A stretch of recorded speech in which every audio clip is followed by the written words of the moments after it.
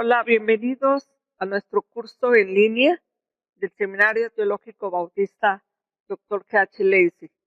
Estamos continuando en la unidad número 3. Estaremos viendo la segunda epístola de Pablo a los Corintios. Antes de iniciar propiamente con el estudio de la carta, quisiera que hiciéramos un breve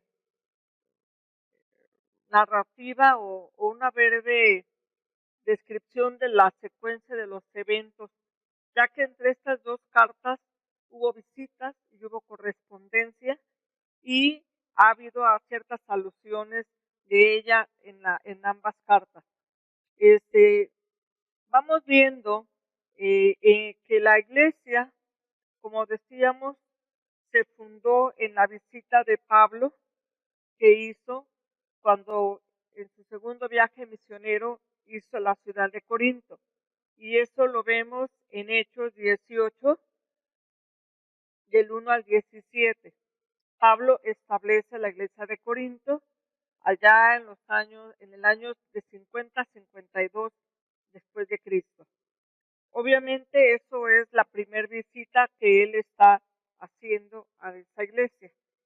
En la primera carta a los Corintios, nosotros habíamos visto en la clase anterior que en la primera carta a los Corintios, capítulo 5, versículo 9, dice: os he escrito por carta que no os juntéis con los fornicarios. Bueno, hace alusión a una carta que se escribió y es una carta que se denomina la carta perdida. Entonces, en realidad, esa carta perdida es la primera carta a los Corintios. Y lo que decimos nosotros, primera carta, en realidad no viene a ser la primera carta. Pero obviamente está perdida esa carta a la que hace alusión primera a los Corintios, y esta carta pues es la primera carta, ¿no? Como se le conoce. Ahora bien, en esta carta a los Corintios, Pablo menciona allá en el capítulo 7:1, dice: en cuanto a las cosas que me escribiste. Entonces también la iglesia de los Corintios escribió una carta. No se sabe en qué fecha, posiblemente fue después de haber recibido esa carta de Pablo, o sea, su primera carta. Bueno, los corintios también escribieron una carta a Pablo. Parece ser que los portadores de esa carta que le están mandando a Pablo son los hermanos que le han visitado a Pablo cuando él está allá en Éfeso. Y los hermanos que mencionan allá en 1 Corintios 16-17, cuando dice: me regocijo con la venida de Estéfanas, Fortunato, Acaico, pues ellos han suplido vuestra ausencia. Estos hermanos que lo visitan, entre ellos Estéfanas, que son pareciera que es el que tiene mayor liderazgo en la iglesia de Corinto, es posible que ellos hayan sido los portadores de esa carta a la que él está haciendo alusión en el 7:1, donde dice que le han escrito pues planteándole ciertas preocupaciones que tiene Pablo. Entonces, en respuesta a esa carta que ellos han mandado a través de estos hermanos, Pablo ha escrito la primera carta a los Corintios, la que conocemos como la primera carta a los Corintios, que se escribe en el 55 después de Cristo. En esta carta, como veíamos, él responde a ciertas cuestiones que los hermanos le han planteado y se introduce con unas frases muy alusivas que hace mención de lo que ellos han planteado. Cuando dice: en cuanto a las cosas que me escribiste, el primer asunto dice: bueno, le fuera al hombre no tocar mujer. En el 7:25 dice: en cuanto a las vírgenes, quiere decir que hicieron alguna pregunta allí en relación a la soltería, ¿verdad? En el capítulo 8:1 dice, en cuanto a lo sacrificado a los ídolos, bueno, también fue otro tema que ellos tenían inquietud. En el capítulo 12, Pablo habla de los dones espirituales y seguramente fue también otra inquietud que tenían en cuanto a la cuestión del culto y la expresión de los dones, y Pablo lo abordó en el capítulo 12, 13 y 14. Y en el 16:1 dice en cuanto a la ofrenda.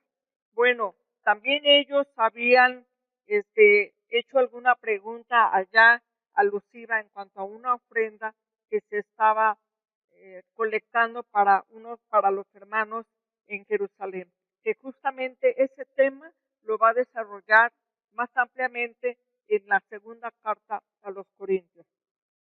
También plantea el asunto de Apolos, porque en el 6:12 dice, y acerca del hermano Apolos, pareciera ser que ellos están preguntando qué pasó con Apolos cuando Apolos había estado en la ciudad de Corinto. Bueno, allí les ha respondido que Apolos no tiene deseos de ir, de ninguna manera tuvo voluntad para ir allá. No sabemos qué es lo que le movió a no desear ir, quizás todos los problemas que tenía esta iglesia. Pero bueno, estas son la primera carta a los Corintios. Ahora, en la segunda carta a los Corintios, en el capítulo 2, versículo 1, dice, esto determiné para conmigo, no ir otra vez a vosotros con tristeza. Hay una visita que allí hace mención, que se le reconoce como la visita triste y dolorosa. Esta debió haber sido la segunda visita, puesto que en esta carta a los Corintios, Pablo menciona en el 12:14, dice aquí, esta es la tercera vez que estoy preparado para ir a vosotros. Si recordamos bien, cuando Pablo termina la carta de primera a los Corintios, él había hecho una promesa de ir a visitarles. En el 16:15 dice, iré a vosotros cuando haya pasado por Macedonia. Pues por Macedonia tengo que pasar. Entonces, hay una visita que, según a los Corintios 2:1, hace alusión.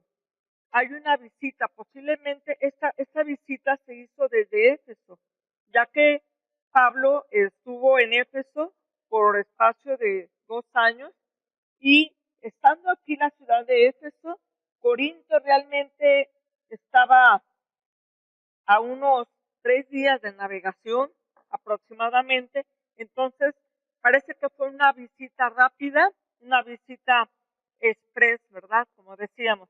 Pero a raíz de esa visita, obviamente por toda la inquietud que a Pablo le preocupaba de la situación, de todos los problemas que había en la iglesia, Pablo escribe una carta.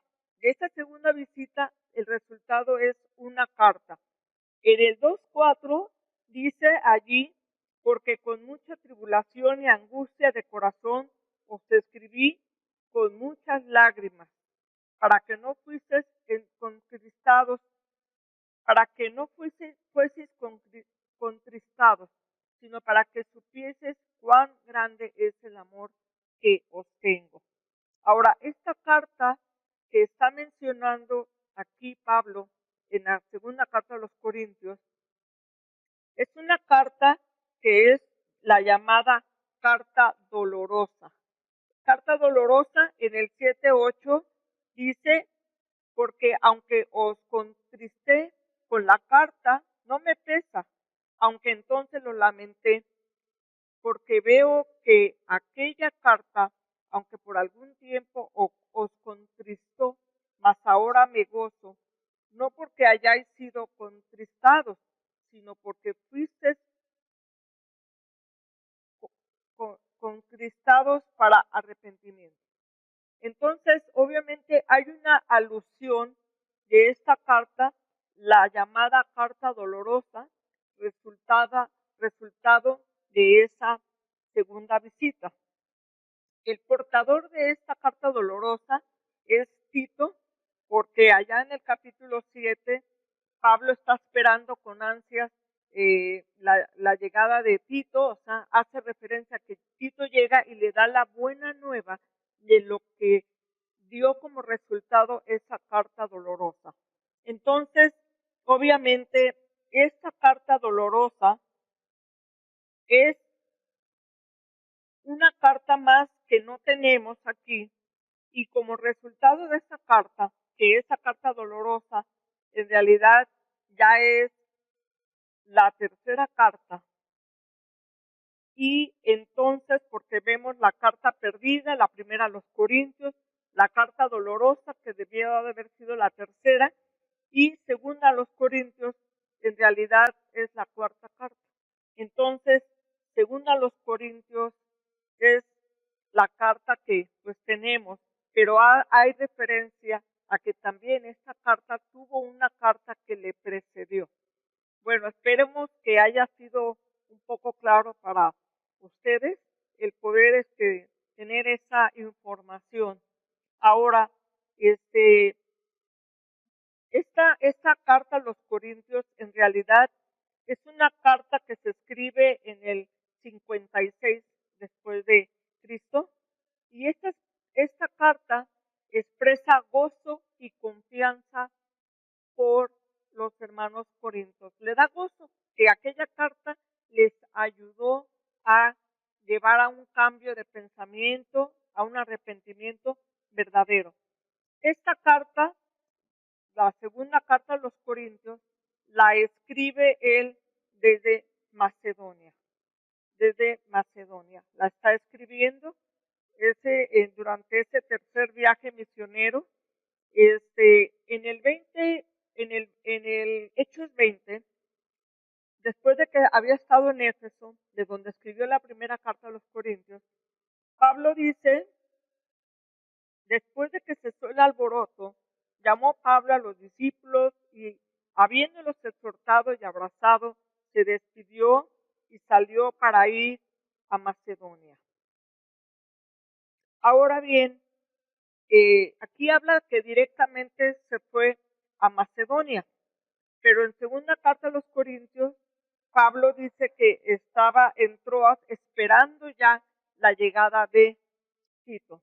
Estaba aquí en Éfeso, aquí está en Troas, aquí Pablo esperaba a Tito para saber cómo les había ido con esa carta, que era dolorosa. Pero al no encontrarlo aquí, él se dirige a Macedonia. Lo más probable es que haya llegado aquí a Filipos, y desde Filipos es donde está escribiendo esta segunda carta a los Corintios, ¿no? De Macedonia, de Filipos. El portador de esta carta de segunda a los Corintios es Tito. Hace referencia de esto en el capítulo 8, versículo 16. Dice, gracias a Dios que puso en el corazón de Tito la misma solicitud por vosotros. También lo dice en el 23, cuando dice, y en cuanto a Tito, es mi compañero, colaborador para con vosotros, y en cuanto a nuestros hermanos, son mensajeros de la iglesia. Bueno, ya hablaremos un poco más en detalle de esto, ¿verdad? Pero él ha mandado a Tito con esta carta para que también pueda trabajar y ayudar a los hermanos allá. En el 12:18 dice, rogué a Tito y envié con él al hermano. No se sabe quién es el hermano, no se menciona, pero están llevando la carta de segunda a los Corintios, que como decíamos, en lógica de las secuencias de los eventos, pues en realidad es ya la cuarta carta que recibe esta iglesia.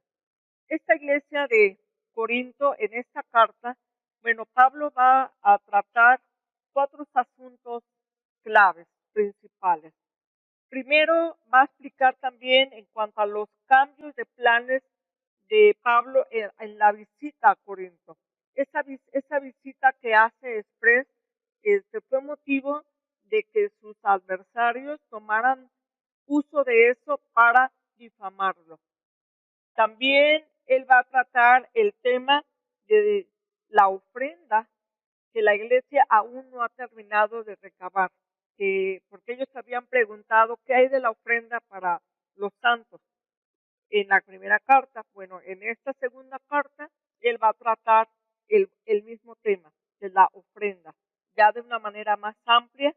También Pablo va a defender su apostolado y su ministerio y va a hablar sobre los falsos apóstoles, los judíos, unos judíos que estaban atacando a Pablo. Esos serán los 4 temas principales de esta carta a los Corintios. Vamos a hacer un recorrido de la carta, tal y como está escrita, capítulo tras capítulo, pero vamos a ir puntualizando algunos de los asuntos más relevantes. Vemos en el 1:1, Pablo, apóstol de Jesucristo, por la voluntad de Dios, y el hermano Timoteo. Ahora, es interesante ver que Timoteo ahora aquí está con Pablo en Filipos. Si nosotros recordamos, allá en la primera carta a los Corintios, 4:17, Pablo había mandado a Timoteo a los Corintios, pues para que les ayudara a afrontar todo este asunto de los problemas que estaba viviendo la iglesia. Ahora, aquí vemos que ya no está Timoteo en la iglesia de Corinto. Ahora Timoteo está con Pablo. Entonces tampoco estaba Apolo, que se acuerdan, bueno, en la carta de primera, Apolo ya no quiere ir a los Corintios, pero también él había estado allá en los Corintios. Nos preguntaremos por qué estos líderes salen huyendo. Bueno, si se puede decir que salen huyendo de una iglesia así. Yo creo que no sabemos, no da las razones por qué ellos salen. Quizás es una impotencia de ver que ante todos los problemas, pues ellos no se arrepienten, no cambian. Y creo que es algo muy común también hoy en día encontrar iglesias en las cuales sus pastores salen y, y no conservan, ¿verdad?, el liderazgo, el pastorado, sino que salen y salen. Solamente hago este paréntesis, pero quiero señalar que tanto en la primera carta, cuando habla de Apolo, y aquí al expresar que Timoteo está con él, en ningún momento Pablo ha sancionado o ha juzgado el hecho de que ellos no estén en ese lugar. Creo que Pablo tiene esa convicción de moverse, ¿verdad?, por la voluntad de Dios. Y sabe que también estos siervos de Dios, estos colaboradores suyos, también así se han movido, han llegado allí, pero también han salido de Corinto, ¿verdad? Pero es algo que solamente lo comparto como una manera de reflexión. Pero volviendo al tema, Pablo dice que escribe a la iglesia de Dios que está en Corinto. Acordémonos que en la primera carta había tantas divisiones, ¿verdad?, que unos decían yo soy de Cefas, yo soy de Pablo, yo soy de Apolos, y había un grupo que pareciera que se creía superior. Yo soy de Cristo. Pero aquí Pablo está en este saludo introduciendo la unidad, porque la iglesia de Corinto, dice, es la iglesia de Dios. No es de ningún partido, no es de ningún líder, es de Dios. Y cuánta falta hace, ¿verdad?, que en las iglesias tengan ese sentido de pertenencia y de saber que son iglesia de Dios. No es la iglesia de ningún pastor ni de ningún líder, es la iglesia de Dios. Esta iglesia de Dios, a la iglesia de Dios que está en Corinto. Ahora, a esta iglesia Pablo le saluda con gracia y paz. Es un saludo muy convencional en ese tiempo, pero Charis, gracia, habla de estar regocijado, ¿verdad? Gracia habla también de recibir lo inmerecido, pero también aquí Eirene, la paz de Dios. La paz es el contraparte del shalom en el Antiguo Testamento, de la bendición de una manera completa, integral para las personas. Entonces, así es como Pablo introduce esta carta con este saludo y también con esta idea de unidad en la iglesia. Ahora, Pablo en el versículo del 3 al 11, Pablo también habla de situaciones que él ha experimentado, tribulaciones. Y dice aquí, bendito sea el Dios y Padre de nuestro Señor Jesucristo, Padre de misericordias y Dios de toda consolación, el cual nos consuela en nuestras tribulaciones, para que podamos también nosotros consolar a los que están en cualquier tribulación por medio de la consolación con que nosotros somos consolados. Pablo habla de que ha experimentado tribulaciones. Ahora, en Éfeso vimos que en parte sí los tuvo allá en Hechos, en el capítulo 19, pues habla, ¿verdad?, de una situación, un alboroto muy fuerte de un tal Demetrio que hacía templecillos de plata de la diosa Diana y obviamente daba ganancias, pero al estar convirtiéndose la gente, pues las ventas bajaron y obviamente todo eso repercutió en un alboroto grande y pues tuvieron que salir. Sin embargo, parece ser que hay otros situaciones más fuertes que, porque lo menciona más adelante, eh, que estuvo a punto inclusive de perder la vida. En el versículo 8 dice, hermanos, no queremos que ignores acerca de nuestras tribulaciones que nos sobrevino en Asia. Ahora, de estas tribulaciones que hace mención aquí, no hay registro en el libro de los Hechos. No nos está diciendo. Sin embargo, aquí dice el Pablo, todas las tribulaciones que experimentamos. Ahora, las tribulaciones, aquí la palabra es filipsis, que significa una aflicción física y que tiene que soportar una persona, pero es una situación fuerte. Así de que, pero en medio de estas situaciones fuertes, Pablo dice, Dios nos consuela. Ahora, la palabra consuelo aquí es una palabra muy interesante, paracalón o el paracleto, ¿verdad? Viene de esa misma idea, de esa misma palabra. Es decir, más que nos consuela, Dios está a nuestro lado. Dios está a nuestro lado. Así de que, hermanos, cuando nosotros tenemos aflicciones, dificultades, tenemos que tener esa confianza de que Dios está a nuestro lado. Porque si somos atribulados, pero hay esa fortaleza de que Dios está a nuestro lado. Y es necesario, dice Pablo aquí, es necesario experimentar primero la consolación de Dios antes de compartirla a los otros.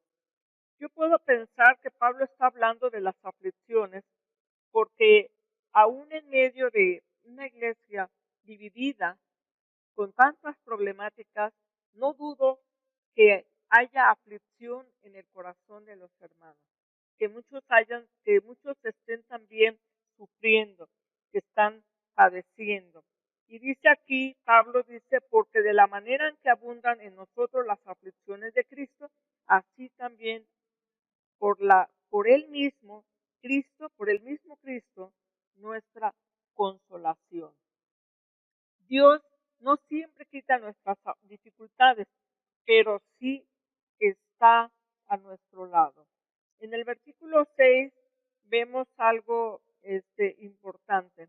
Dice, pero si somos atribulados es para vuestra consolación y salvación, o si somos consolados es para vuestra consolación y salvación, la cual se opera en el sufrir las mismas aflicciones que nosotros también padecemos. Ahora, aquí hay algo que en el original nos da muy buena luz.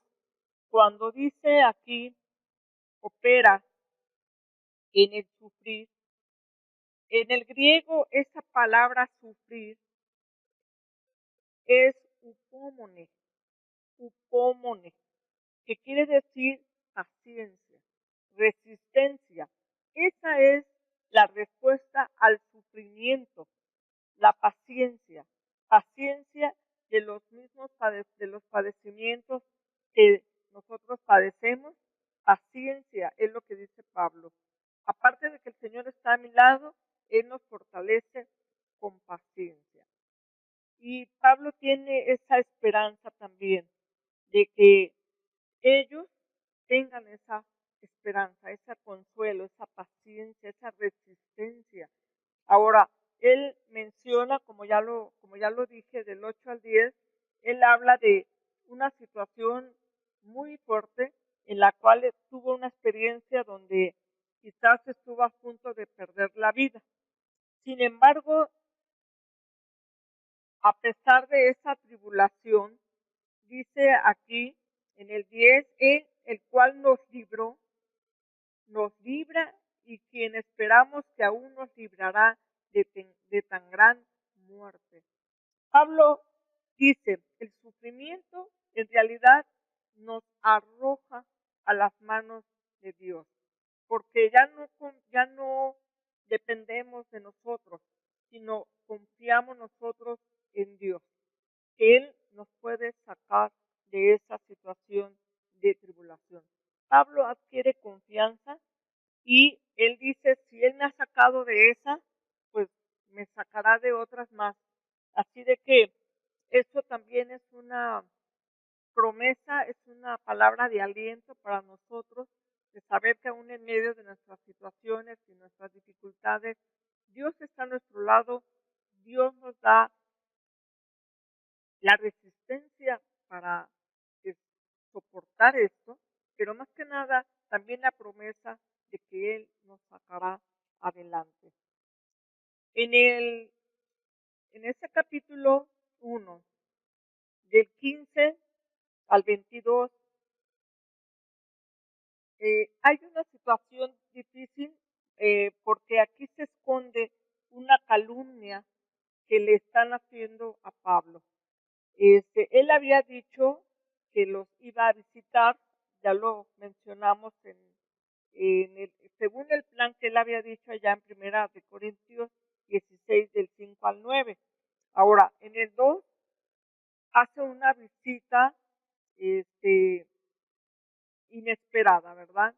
Entonces, a Pablo lo están acusando aquí de que él es un hombre de doble ánimo.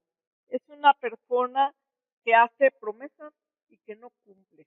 Entonces, Pablo está hablando de algo aquí importante. En el 17 dice, así que al proponerme esto, usted quizá la ligereza o lo que pienso hacer lo pienso según la carne, para que haya en mí sí y no, mas como Dios es fiel, nuestra palabra a vosotros no es sí y no, porque el Hijo de Dios, Jesucristo, que entre vosotros ha sido predicado por nosotros, por mí, Silvano y Timoteo, no ha sido sí y no, más bien sí en Él, porque todas las promesas de Dios en Él sí, son en Él sí y en Él amén, por medio de nosotros para la gloria de Dios.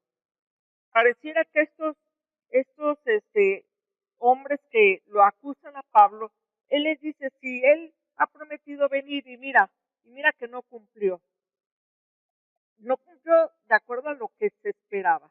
Entonces, Pablo no es digno de confianza, y mucho menos de lo que no, si en esto que es cotidiano, él no cumple como lo dice, entonces, ¿qué podemos esperar en relación a lo que nos ha enseñado de Dios? Y él dice aquí, lo que yo les he predicado no es un sí, no, es un sí. Entonces, Jesucristo no cambia de posición. Dice, en él todas las promesas son sí. Entonces, en esta acusación de que él es ambiguo, él llama a Dios de testigo. Él pone a Dios de testigo. Dice, Dios es testigo. Es Dios testigo sobre mí y yo no he sido indulgente. Dice, yo no he sido indulgente, ¿verdad? Por eso yo no había pasado con ustedes, pero no es por mi falsedad y Dios lo sabe. Pablo enseña en esto que a través de Cristo nosotros podemos decir amén a las promesas. Amén significa así sea. Y no es una fórmula mágica, no es un decreto, tampoco es un ritual, sino Él expresa la convicción de lo que nosotros podemos tener respecto a lo que Dios nos ha dado, sus promesas. Ahora, tal es la convicción que Pablo da una enseñanza más para reafirmar esto.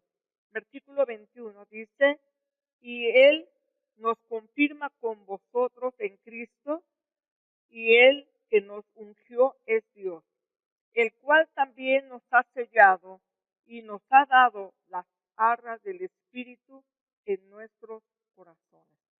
Ahora, es interesante esta palabra, las arras, la va a mencionar también más después, pero las arras, el arrabón, que es la palabra en el griego, era una cantidad inicial de un pago, era como un abono que era garantía de que se iba a pagar el resto.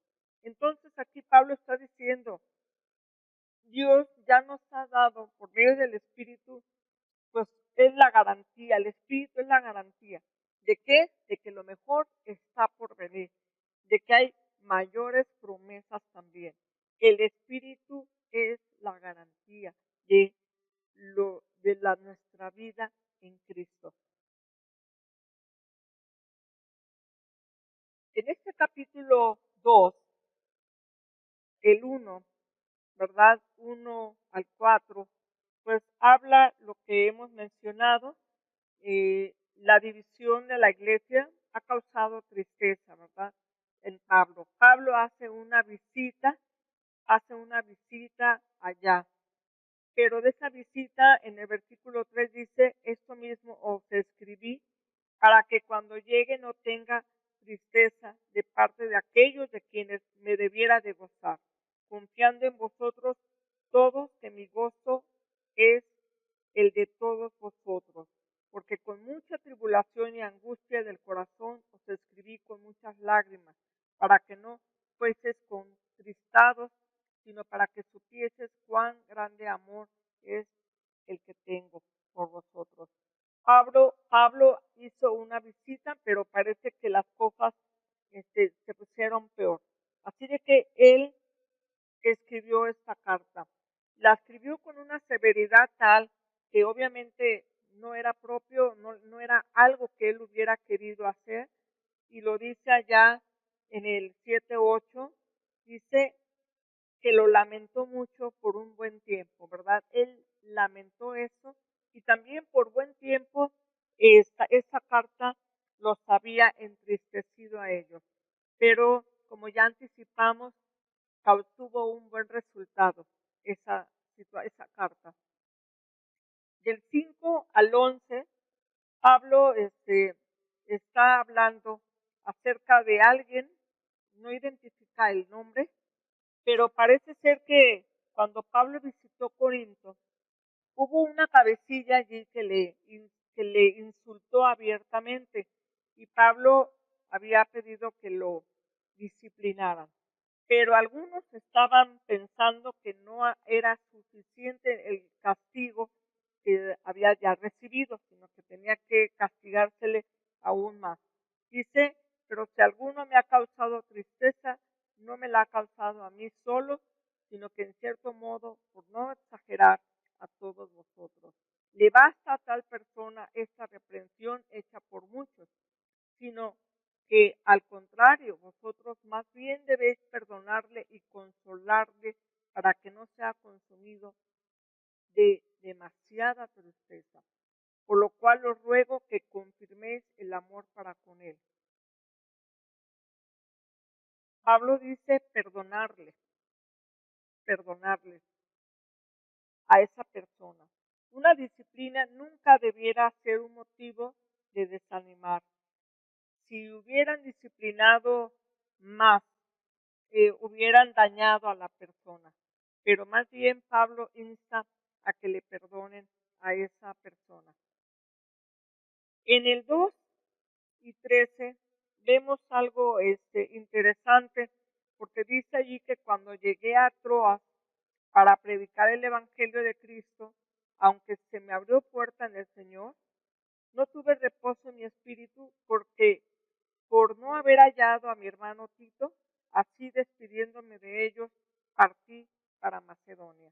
Bueno, allí en Troas, él esperaba la visita de Tito para saber ya el resultado de esa carta. En el 21 de Hechos, él habla de que se despidió de Éfeso y sale a Macedonia.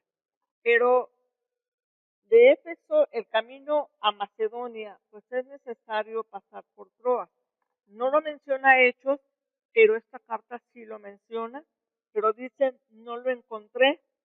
Y la palabra allí, cuando dice no tuve reposo, es anesen, sosiego. Él estaba intranquilo. Pero ¿cuál es el antídoto que Pablo encontró ante ese sosiego?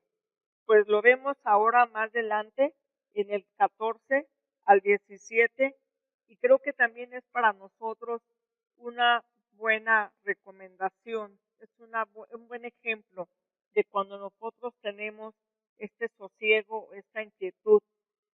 El antídoto para esto, Pablo lo encuentra y que es la gratitud. Es un sentimiento de triunfo, lo que borra pues el abatimiento de Troas. Aquí habla, en el 14 dice, mas a Dios gracias, el cual nos lleva siempre en triunfo en Cristo Jesús, y por medio de nosotros manifiesta en todo lugar, el olor de su conocimiento, porque para Dios somos grato olor de Cristo en los que se salvan y en los que se pierden.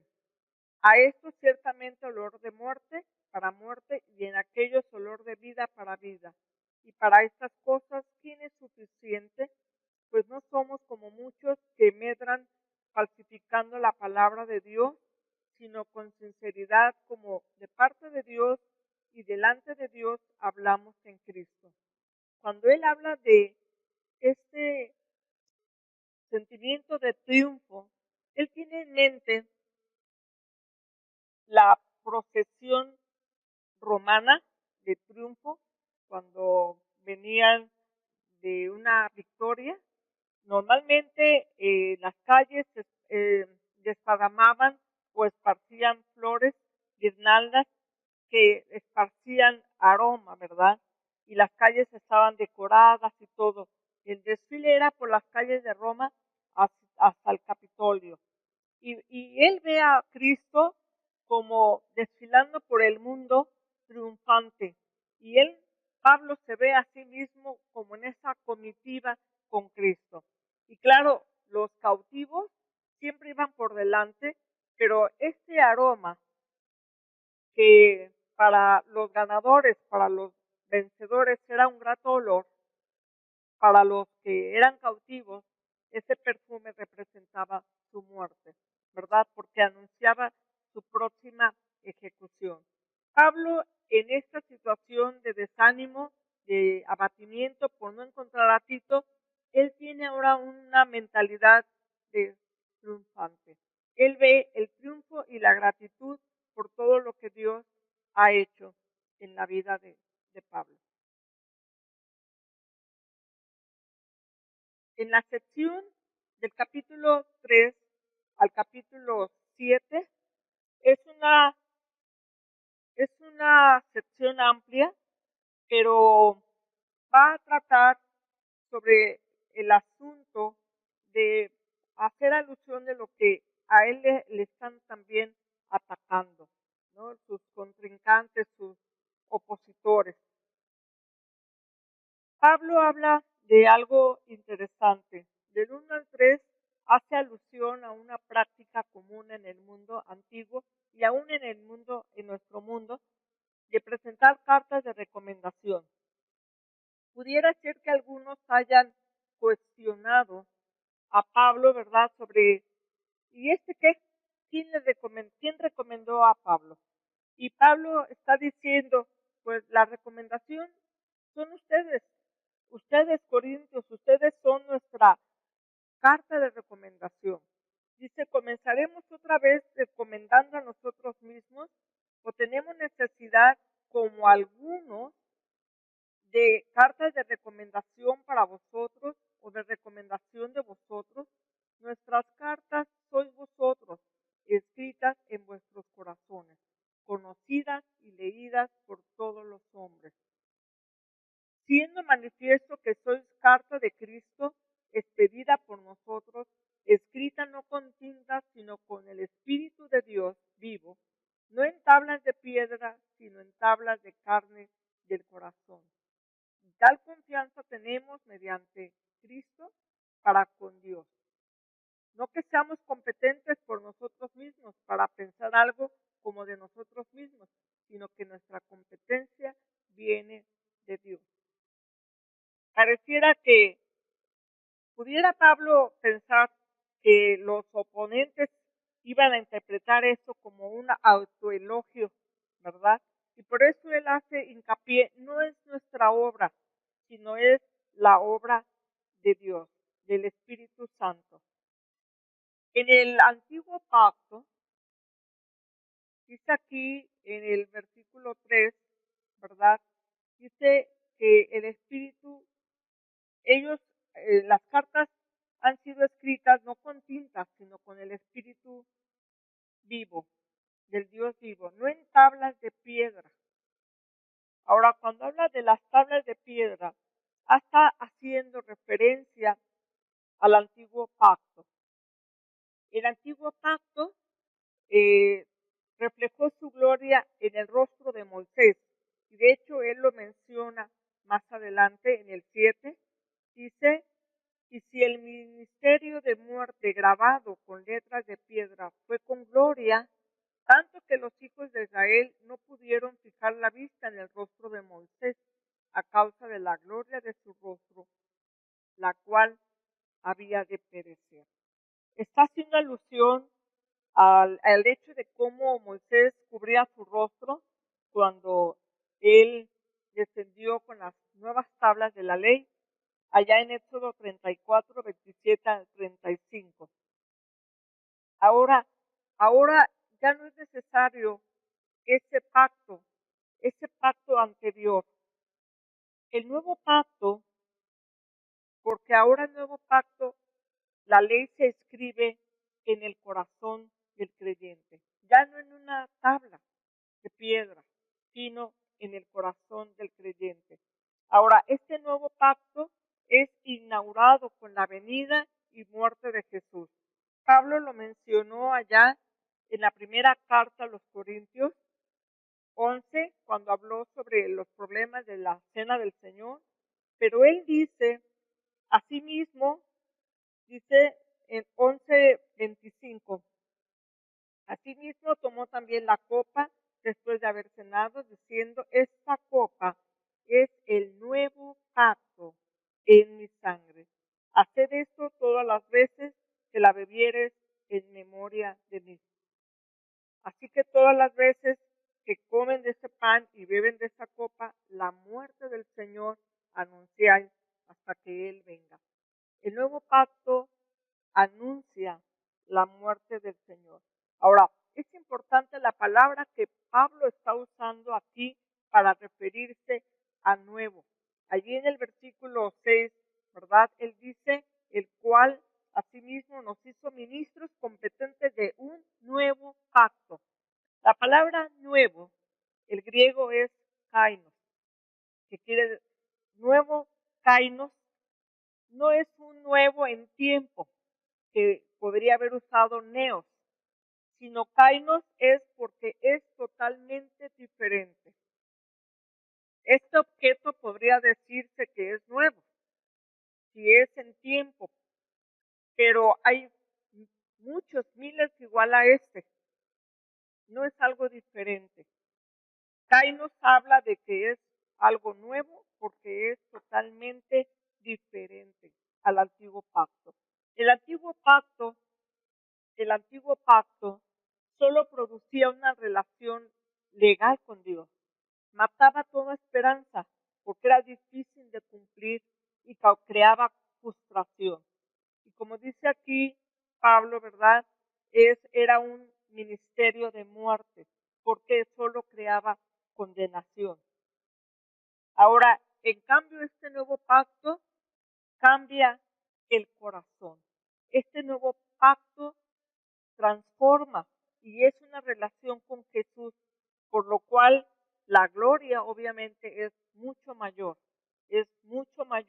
y en vez de producir muerte, va a producir vida en este nuevo pacto. Y aquí en esta sección Pablo hace referencia a Moisés. Ahora, en el 3:18 dice, por tanto nosotros todos, mirando a cara descubierta como en un espejo la gloria del Señor, somos transformados de gloria en gloria en la misma imagen como por el Espíritu del Señor. El creyente, al estar expuesto a la gloria de Dios, ahora lo que pasa es una transformación, y es una transformación continua, dinámica, hasta ser conformado a la imagen de Dios.